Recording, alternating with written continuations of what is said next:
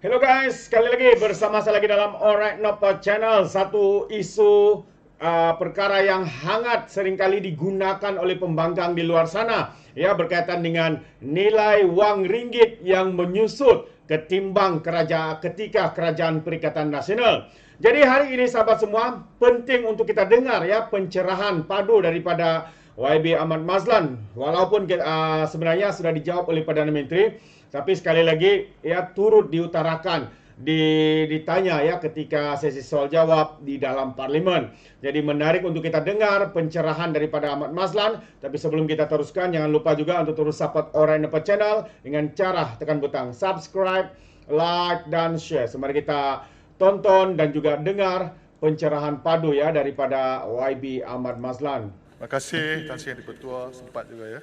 Soalan 13. Terima kasih Yang Pertua. Kerajaan peka bahawa pergerakan ringgit akan punya kesan ke atas harga barangan terutama yang diimport. Namun pergerakan kadar pertukaran hanyalah salah satu daripada faktor yang menyumbang kepada harga barangan yang diimport. Faktor lain seperti faktor bekalan termasuk harga komoditi global dan permintaan dalam negeri juga boleh mempengaruhi harga barangan. Dalam tempoh kebelakangan ini, inflasi telah menjadi sederhana, didorong oleh faktor-faktor kos yang semakin berkurangan. Inflasi yang terkini ialah 1.9%. Oleh itu, perkembangan ini sebahagiannya membantu membendung kesan pergerakan ringgit terhadap harga barangan. Selain itu, kerajaan telah mengambil langkah yang lebih holistik seperti mengawal harga barangan keperluan bagi membantu rakyat menangani kos sara hidup yang meningkat dan mengambil usaha untuk memastikan bekalan harga barangan kekal mampan. Kerajaan menerusi Bank Negara Malaysia bertanggungjawab memastikan pelarasan ringgit sentiasa berada dalam keadaan teratur bagi menangani kemerowapan dalam pasaran pertukaran asing. Bank Negara akan terus menguruskan risiko daripada perkembangan domestik dan luaran serta bersedia untuk menggunakan instrumen dasar operasinya bagi memastikan keadaan pasaran yang teratur. Terima kasih. Soalan tambahan Yang Berhormat. Terima kasih Allahumma salli ala Tok Yang Di-Pertua. Terima kasih Kepala Menteri. Kejatuhan teruk nilai mata wang ringgit hari ini pun rekod low. Mungkin disebabkan ada beberapa faktor, tapi terutama sekali adalah widening rate differential dengan Amerika Syarikat, dengan izin. Adakah pihak kerajaan dan Bank Negara akan mengambil langkah terutama sekali menaikkan kadar dasar semalaman iaitu OPR, dan adakah pihak kerajaan akan menasihati dan mempengaruhi GLC ataupun GLIC dapat membawa balik masuk dana daripada luar negara seperti apa yang dibuat oleh Korea Selatan apabila wan dijatuh teruk. Terima kasih. Yang Berhormat Menteri. Prestasi ringgit dan mata wang serantau lain terus didorong oleh faktor luaran. Saya kena berhati-hati menjawab soalan ini. Faktor-faktor yang mendorong penurunan nilai ringgit pada tahun ini adalah yang pertama, jangkaan bahawa Federal Funds Rate FFR, di Malaysia dipanggil OPR, di US dipanggil FFR Amerika Syarikat, akan kekal lebih tinggi untuk tempoh yang lebih lama. FFR berada pada 5.5%, Malaysia OPR 3.0%, di US 5.5%. Dalam keadaan Fed sedang berusaha mengawal inflasi. Malaysia inflasi 1.9%, inflasi di Amerika 3.7% walaupun mereka sudah menaikkan FFR kepada 5.5, tapi inflasinya masih 3.7. Kita OPR kita 3.0. Itu terpulang pada Bank Negara untuk melaksanakan urusan seterusnya mengenai OPR, tetapi inflasi kita daripada 2.0% semakin turun pada 1.9%. Jadi untuk menaikkan OPR itu sudah tidak lagi relevan. Yang kedua, kenapa? Kerana prestasi ekonomi China yang lebih lemah daripada jangkaan serta pelonggaran dasar monetary oleh People's Bank of China yang menyebabkan sentimen pelabur yang negatif terutamanya di rantau ini. Itu di antara dua perkara. Dan perkara yang terkini, kebimbangan yang meningkat berhubung dengan kemungkinan ketegangan geopolitik di Timur Tengah yang semakin meruncing juga telah menyumbang pada nilai USD yang semakin kukuh. Itu tiga perkara. Terima kasih. Yang Berhormat Kepala Gerai. Terima kasih Tok Intipuro.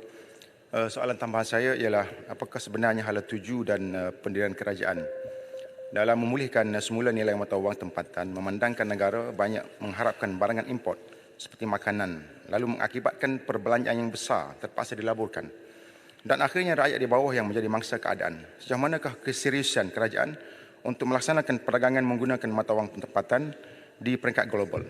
Dan yang kedua ialah sejauh manakah inisiatif serta galakan pembelian dan penggunaan produk barangan tempatan dapat membantu usaha memulihkan ekonomi domestik, mengambil kira faktor luaran seperti dolar Amerika Syarikat yang masih menjadi antara pilihan utama kepada syarikat-syarikat antarabangsa dalam transaksi perdagangan antarabangsa buat masa ini. Terima kasih, Datuk Ketua. Yang Berhormat Menteri. Kita telah menjawab persoalan ini, Yang Berhormat Perdana Menteri telah menjawab persoalan ini bahawa apa yang dipanggil sebagai penyelesaian mata wang tempatan dalam bahasa Inggeris Local Currency Settlement Framework LCSF dengan izin. Antara yang telah dicapai ialah perdagangan Malaysia dengan Thailand pada 2016 12.8% menggunakan baht ya.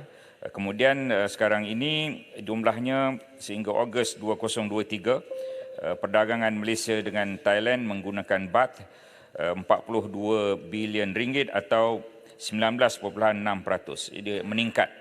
Seterusnya dengan Malaysia dan Indonesia daripada 12.5% pada tahun 2017 meningkat pada Ogos 2023 10.7 bilion ringgit 16.7%. Yang paling besar ialah dengan renminbi. Renminbi dan ringgit Malaysia dan China pada tahun 2012 hanya 3%, tapi sehingga Ogos 2023 meningkat kepada 25%, iaitu 39.2 bilion ringgit antara perdagangan Malaysia dan China.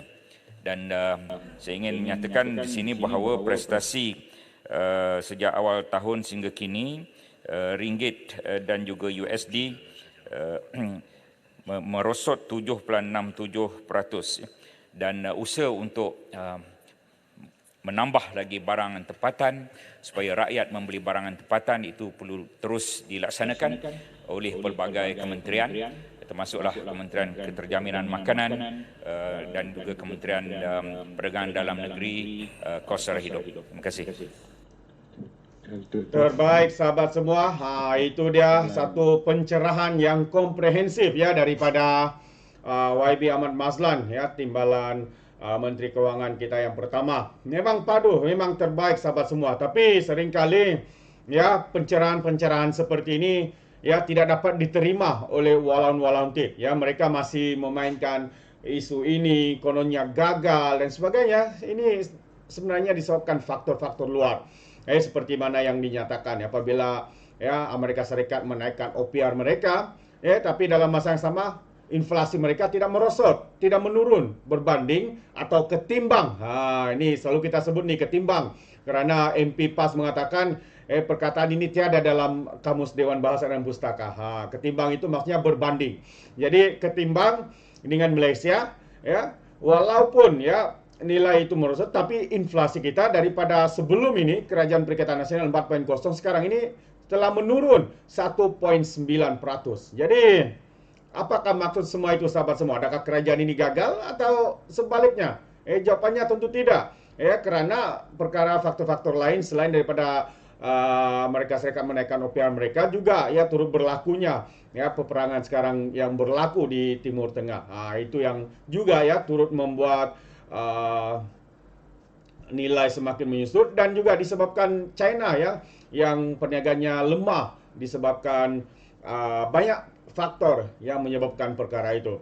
Jadi sampai di sini saja terbaik ya apa yang dikatakan oleh ataupun pencerahan oleh YB Ahmad Mazlan sehingga ini menjawab segala persoalan. Walaupun walaun tidak mungkin mereka tidak faham, mereka hanya akan ikut fitnah-fitnah yang dilontarkan oleh pemimpin-pemimpin mereka. Anda boleh berikan komen dalam ruangan komen adakah Anda setuju atau tidak, dan ingat komen dengan cara berhemah. Jadi terima kasih, izinkan saya untuk mengundurkan diri dan seperti biasa peribahasa mengatakan tapapun kangkap 2 ton keinginan. Dalam bahasa Melayunya tepuk dada tanya selera. Sekian saya daripada Alright Nampak Channel, saya kita berjumpa lagi. Bye bye.